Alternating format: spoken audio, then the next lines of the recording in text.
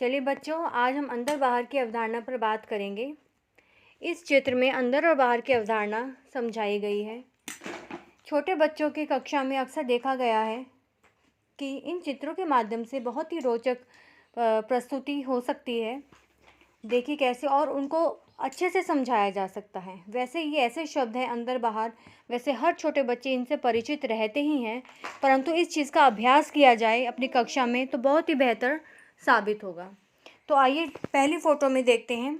देखिए अंदर कौन है। यहाँ पर हम देख पा रहे हैं कि अंदर हम बच्चों से पूछेंगे कि अंदर क्या है। अंदर बिल्ली है और बाहर कौन खड़ा है। बाहर कुत्ता है। नेक्स्ट फ़ोटो में हम मछली अंदर है। तालाब के अंदर एक छोटा सा तालाब दिखाई दे रहा है, तो मछली इस तालाब के अंदर दिखाई दे रही है। ये अंदर है और जो बाहर है वो मेंढक है। नेक्स्ट फ़ोटो में इस गाड़ी के अंदर जो एक बच्चा है और जो गाड़ी के बाहर है वो दूसरा बच्चा है। तो यहाँ पे अंदर और बाहर की अवधारणा को बहुत अच्छे तरीके से, बहुत अच्छे ढंग से इन चित्रों के माध्यम से समझाया जा सकता है। इसी प्रकार ये जो माचिस की डिबिया दिखाई दे रही है, जो तिलियाँ अंदर रखी गई हैं, इसे अंदर बोला जाएगा, और जो बाहर अलग से दिखाई पड़ रही हैं और वो बाहर कही जाएंगी। अगली फ़ोटो में चलते हैं। यहाँ पे फल जो टोकरी में रखे हैं वो अंदर हो गए, और जो टोकरी के बाहर की तरफ कुछ अलग से रखे हैं तो ये बाहर हो गए। अब गुठली यहाँ पर बताई गई है कि गुठली कैसे दिखाई दे रही है। अब बच्चों से इस चित्र के माध्यम से क्वेश्चन भी पूछा जा सकता है कि बच्चों बताओ, आपको अंदर और बाहर की अवधारणा समझ में आ चुकी है। अंदर और बाहर शब्द का क्या क्या मतलब होता है, तो इस चित्र को देखकर बताएंगे बच्चे कि गुठली कैसी अंदर है या बाहर है।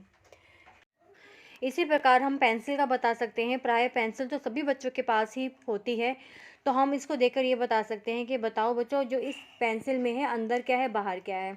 तो यहाँ बताई गई कि पेंसिल अंदर है और लकड़ी बाहर है। पेंसिल से मतलब ये है कि जो पेंसिल की नोक होती है जिससे बच्चे लिखते हैं वो अंदर की तरफ है, और बाहर की जो कवरिंग है वो होती है लकड़ी।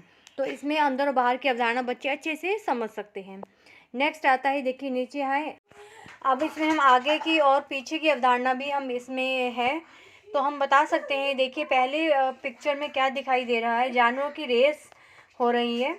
इस रेस में देखिए ये पूछा गया है, पहला प्रश्न ये है कि जानवरों की रेस में सबसे आगे कौन है। तो सबसे आगे कौन है, ये शेर हैं ये। और उसके बाद खरगोश की गाड़ी और हाथी के स्कूटर के बीच में कौन है। तो खरगोश की गाड़ी ये वाली है और हाथी का स्कूटर ये वाला है। इसके बीच में कौन है, ये भालू हैं ये। उसके बाद नेक्स्ट फोटो में देखते हैं, इस तरफ हम अब नेक्स्ट देखते हैं। इसमें लिखा है ऑटो के आगे की गाड़ी और पीछे की बस का रंग क्या है। तो यहाँ ऑटो है बीच में, इसके आगे की गाड़ी कौन सी है, ये वाली, और पीछे की बस ये। इन दोनों का रंग पूछा गया है। तो बच्चे एक तो इसका रंग भी बता पाएंगे, रंगों की पहचान भी बहुत अच्छे से होगी। दूसरा गाड़ियों की पहचान भी होगी कि ये ऑटो है, इसे कार कहते हैं, इसे बस बोलते हैं, ये स्कूटर है। तो इस तरह से वर्गीकरण भी सीख पाएंगे, और दूसरा रंगों की पहचान भी कर पाएंगे, और आगे और पीछे की अवधारणा भी सीख पाएंगे। नेक्स्ट आता है दाएं और बाएं की अवधारणा। तो यहाँ पे देख सकते हैं हम, यहाँ पे एक तराजू दिखाया गया है। तो इस तरफ हम बता सकते हैं कि दाएं किसे कहते हैं। दायां हाथ, जैसे सीधा हाथ, सीधे हाथ को हम दायां बोलते हैं, और उल्टे हाथ की तरफ कोई वस्तु रखी है तो उसे बाईं तरफ बोलते हैं। सीधे हाथ जिससे हम लिखते हैं, बच्चे लिखते हैं, वो सीधा हाथ होता है, और उसे दायां हाथ भी बोला जाता है, दाईं साइड भी बोला जाता है। और बायां हाथ और बाईं तरफ बोला जाता है उसके उल्टी तरफ, जो लेफ़्ट साइड होती है। तो इस तरह एक तो पहचान ऐसी हो गई। दूसरी देखो, तराजू में बता सकते हैं कि आप इसको देख के बताइए कि आपकी दाईं तरफ जो हिस्सा है इस तराजू का, उसमें कितने फल रखे हैं। उसमें बच्चे बताएंगे 2 फल हैं। जो बाईं तरफ रखा है उसमें कितने फल हैं, उसमें 1 फल है। तो इस तरीके से बच्चे दाईं और बाईं में अंतर बता पाएंगे।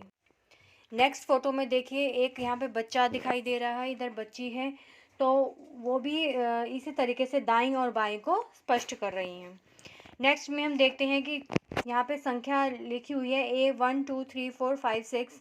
तो दाएं और बाएं की यहाँ पर भी पहचान, फिर से रिवीजन और अभ्यास कराया जा रहा है।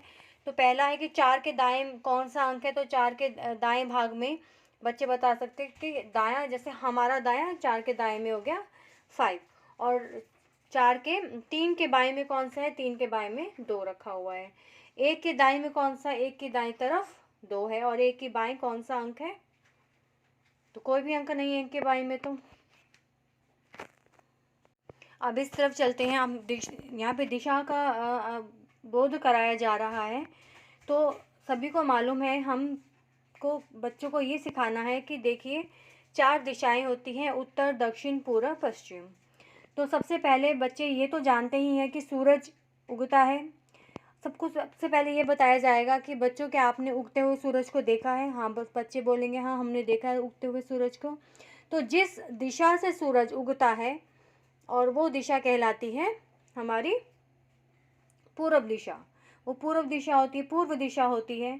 तो उसके जो बिल्कुल उल्टी तरफ होगी वो पश्चिम दिशा होती है। देखिए हम पूर्व दिशा की तरफ इस तरह से हाथ करके बच्चा खड़ा हुआ है, तो ये पूर्व दिशा इसने बताई। इस तरह से हम एक हाथ ऐसे करेंगे बिल्कुल सीधा, और एक हाथ अपना इस तरीके से, जैसे बच्चा दिखा रहा है यहाँ पे हाथ, एक हाथ बिल्कुल इसने इसको पूर्व की तरफ पॉइंट कर रखा है और एक तरफ इसने ऐसे उत्तर की तरफ पॉइंट कर रखा है। इस तरह से बताएगा कि ये दिशा, ये पूर्व दिशा है, इस तरह पॉइंट है वो उत्तर दिशा है। तो पूर्व और उत्तर का तो बच्चों को फिर इस तरह से याद कराया जा सकता है। देखिए जहाँ से सूरज उगता है और वहाँ वो हो गई हमारी पूर्व दिशा, और इसके इस तरफ से 90 डिग्री एंगल पे, तो ये हमारी इस तरह से हाथ करके हम बच्चों को बता सकते हैं कि ये जो दिशा है इसे उत्तर दिशा कहते हैं।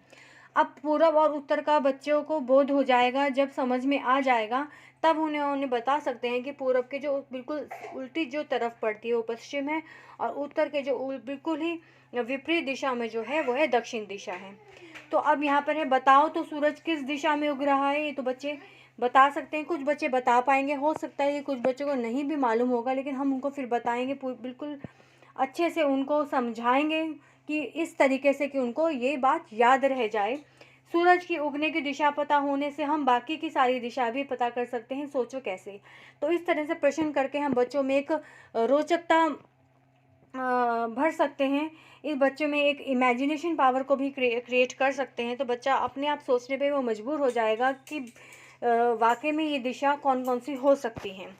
उसके बाद नेक्स्ट है, चित्र में दिए गए हाथ के अपना हाथ लगाकर देखो। ध्यान रहे दाएं हाथ के ऊपर दायां हाथ और बाएं हाथ के ऊपर बायां हाथ होना चाहिए। इस तरीके इसमें बताया गया है कि देखिए दाएं और बाएं का फिर से अभ्यास कराया गया है। तो इस तरीके से हम अपने हाथ के ऊपर हाथ रखकर देखेंगे कि दायां हाथ और बायां हाथ कौन सा है। नेक्स्ट है, कमीज़ में बटन में किस और है, बटन किस तरफ लगाए गए हैं, दाईं ओर है या बाईं ओर है, पॉकेट किसकी तरफ है। इस तरीके से हम ये डिफरेंस उन्हें समझा सकते हैं।